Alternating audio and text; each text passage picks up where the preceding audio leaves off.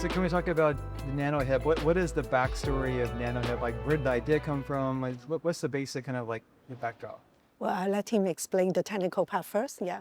Yes, since for the work and we want to develop innovative hip protector, the innovative hip protector named the new hip.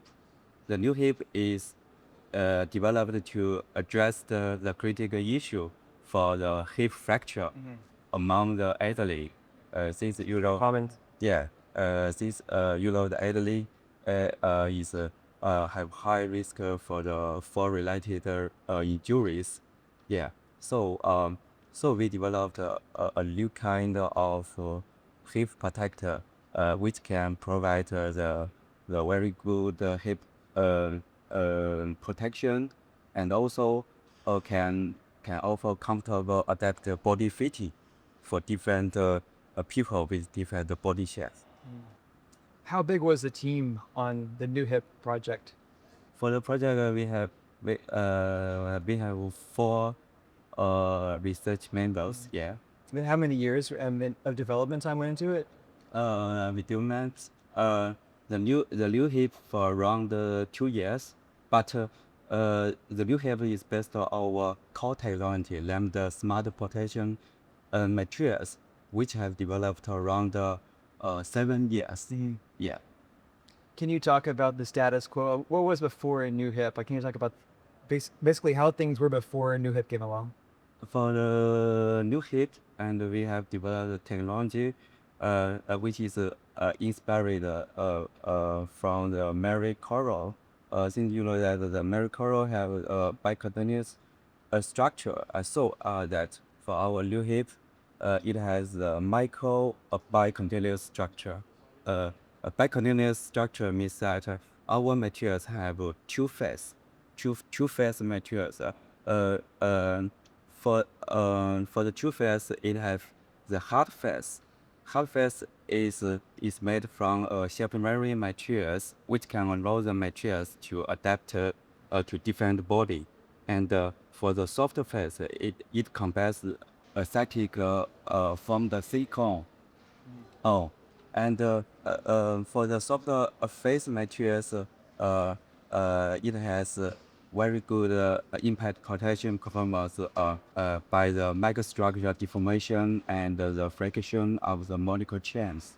So that by combining the hard phase and soft phase, the new hip can provide excellent impact protection and adapt body fitting performance. Yeah. It's a big problem, as you mentioned, like people that sometimes fall who are elderly, sometimes they quickly spiral downwards, they can't walk as well, or they can't walk at all sometimes. So it's, to your point earlier, it's a big problem. Can you talk about next steps? Like what are your plans for the future for NuHip?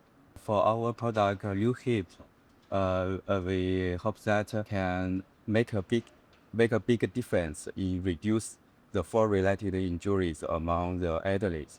Since that you know that is comfortable body fitting design can make more elderly to wear it. Yes, and also the good impact protection of the new hip can reduce the impact force by around 215% compared to the traditional hip protector.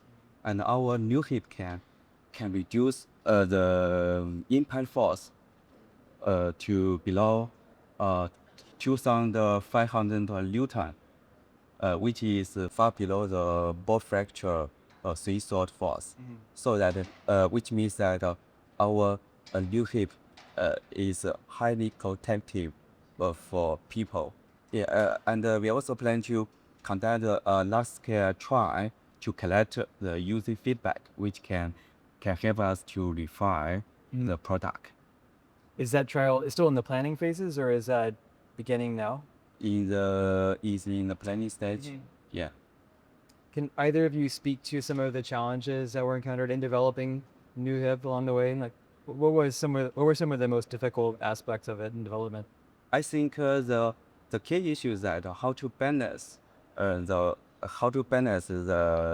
protection performance and the comfortable and also the body fitting. Since that in the market the hip protector usually is designed for one people or a certain body shape, but our new hip can, since it has the shape memory materials and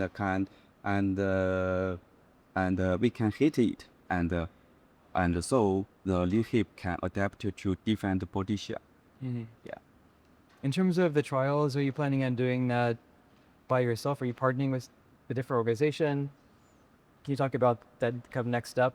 For the trial, we plan to provide our hip protector to elderly in nursing homes or someone in hospital, so that we can collect some user feedback, the data for the protection.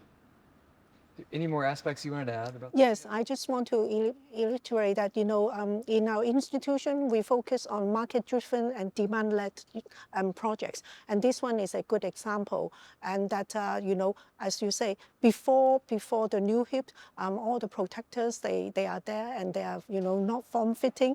And most of the users, the elderly, they don't like it because it doesn't, it's not comfortable.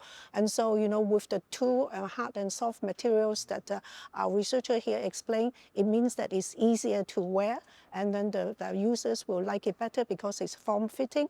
And also the soft absorbance will mean that even if they fall, which they definitely will, and it will lead to a minor injury instead of the current one.